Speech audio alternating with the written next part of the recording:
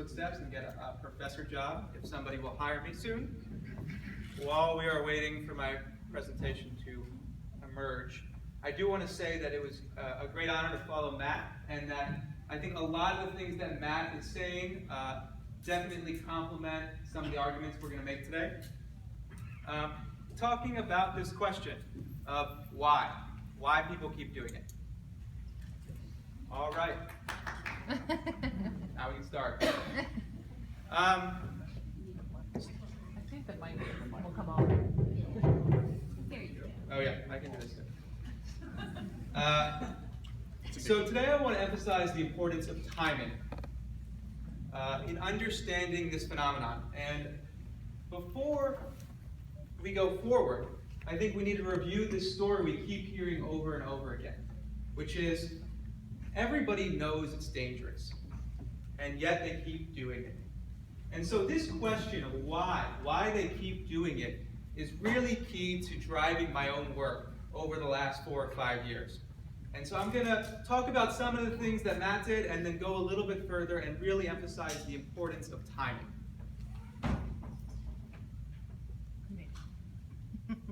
There's a delay in the clicker, so I'm going to try to get used to it. So first, I'm going to do this in 2 parts. One, I want to review some of the work we've been doing at the University of Michigan and University of Pennsylvania over the last 5 years. And then I'm going to talk about how we don't really understand, and why we don't really understand why we're bad at doing things that we want to. And so in my research, I take a little bit different perspective. I'm in the School of Communication, and I work with the School of Information. And so we're coming from a media-centric standpoint. The goal there is to understand technology more broadly.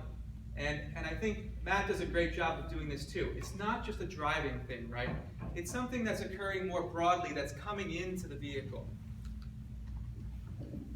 And so in some ways, what we're talking about is old questions. We're talking about things that have gone back to when the telephone emerged.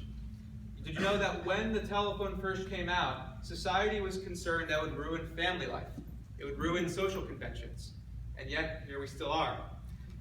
But at the same time, it is important to note that the neuroscience of using these technologies is rewiring how we work. And so I'm going to dive into a couple of the key parts that we've talked about in our work that define this. If the slides work. All right. So number one, as Matt said, this is a mechanical behavior. So for years, we've been doing research talking about how it's really the automatic side that matters the most. And I'll go into that in a second.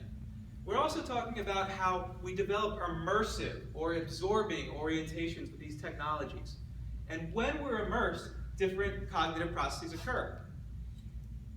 3, I'm going to talk about cognitive cues or triggers, that tap on the shoulder that Matt was talking about. And finally, I'm going to talk about what we're calling ephemeral social media, this new brand of social media like Snapchat that uses different technological features to change the experience and may actually make us more dangerous than before. Okay, so within the automatic side, we've already talked about today how important the mechanical side is. We've found that it's not how much you text, but how unconsciously or automatically you text that really predicts whether you're the person who's doing the dangerous texting. We've also found that people who have higher self-control in their daily life, people who have higher mindfulness in their daily life, are the ones who are able to overcome these impulses. So mindfulness training and self-control training is also going to be a big part of really solving this over the long term. And so why does it matter whether we do something consciously or unconsciously? Well, sometimes it doesn't. If you imagine brushing your teeth, whether or not you think it through or don't think it through, you're probably going to get the same result. Maybe clean teeth. But sometimes when we do something more consciously or less consciously, something very different occurs. And this is the case with using technology. The more automatically we do it, different outcomes like dangerous driving can occur.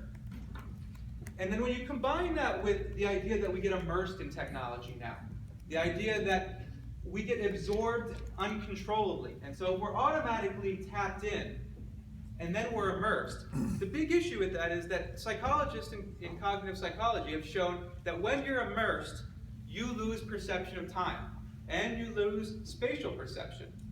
And so you don't really know how long you're in that zone. And so we found that more and more people are getting automatically immersed. So it's not just that they're doing it mechanically, it's that there's that tap on the shoulder that's automatic, and then once they're tapped in, they don't know how long they're gone. And so the issue with this is that when we start trying to define what that tap on the shoulder is, we realize that because our technologies are on us at all times, there's an infinite number of cues or triggers or taps that can trigger us to check our phone. And the big issue for us that I want to emphasize today is that we can't predict when those taps occur, even if you're a good driver. And so, the obvious ones we all know: vibrations, lights, apps, sounds. But the other things that you need to know is that it's not just these observable technological cues that trigger our behavior. It's things like emotions and places and situations and thoughts of other people. This is what we're talking about when Matt says that you get this reward just thinking about somebody else, thinking about sharing information. And finally, I'm going to emphasize the new, which is ephemeral social media, like Snapchat. And what I mean by ephemeral is that it's brief, it disappears, it goes away. So somebody shares something, and then there's a timer, 10, 9, 8, 7, 6, 5, 4, 3, 2, 1, and it's gone. And when we get these new types of apps that emphasize these types of technology features, something different occurs. We find that people are actually more attentive to ephemeral content, and they're more rewarding to those people. So we're talking about when somebody's using Snapchat in the vehicle, it's not just another distraction. We're finding that using experience sampling, smartphone surveys directly to people, we find that it has the highest association with positive reward or positive emotion compared to any other technology. And so as more and more of these technologies come out, we're going to be challenged in terms of understanding how timing really affects this distraction. All right, so that's the review of the work I've done over the last 4 or 5 years. But now I want to go back to us. And what I mean by us is people. How us as humans are not very good at understanding what we do. And so when we go back to this story we've all heard before, we just heard it from Matt a few minutes ago. Everybody knows that it's dangerous, but they do it anyway. Part of the issue is that humans are really good at rationalizing their behavior after the fact, right? And so, yes, they know that it can be dangerous sometimes, but when they do it, it's safe at that moment. What's the problem with this? Well, we think we know how we interact with our devices. We think we know how these sort of addictions affect us. And we think we know what causes us to do one thing or another. The issue with that is we don't.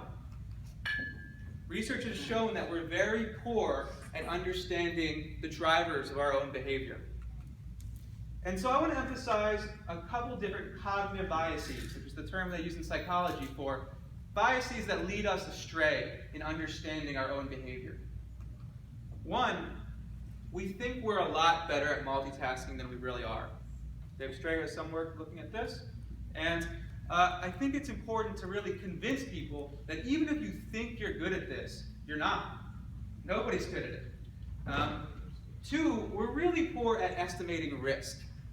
We don't know when it is that something is dangerous. We don't know how long it'll last for. Three, and this is a really important part coming from media research, is what we call the third person effect. And now the third person effect refers to the idea that we all think that everybody else is more susceptible to media effects than we are. The problem with that is that when everybody is thinking that, it doesn't really make any sense, right? Yeah. And finally, we're really, really bad at knowing the causes of our behavior. What drives us to do something at one moment or another. And so, we don't know when cues will occur because of those triggers, those taps on the shoulder. We don't know what all we are doing because these are mechanical, automatic behaviors. We don't know how long we are doing it because we're immersed and we lose time perception. And we don't know how timing, like the ephemerality in Snapchat, these new technologies, affects our reward, our emotional processing. And so when we think about how we go to a vehicle, and you think about this red line as that's the key moment, that's the accident, that's the danger. So the first time, maybe the cue occurs, that tap on the shoulder far in advance. The second time it occurs a little bit after. The third time a little bit before, and you start feeling safe. And then the fourth time, right the wrong moment. And so what we're getting at here is the unpredictability of knowing when those taps will occur. And so what I want to just close with today is the role of unpredictable danger. I think we've convinced people that it can be dangerous, that texting theoretically, hypothetically, is dangerous in certain situations. And we've shown it and convinced people. As we said, 85% of people agree with this. The issue is that people don't understand how timing works. They don't understand that they can't predict when it's going to be dangerous and when it's not. And so what I want to push for going forward is the importance of cues, these taps, as I think Matt's talking about, in terms of advertising and changing our education about these issues. And finally, just the idea that even the best drivers can't predict when these taps will occur. All right, thank you for your time.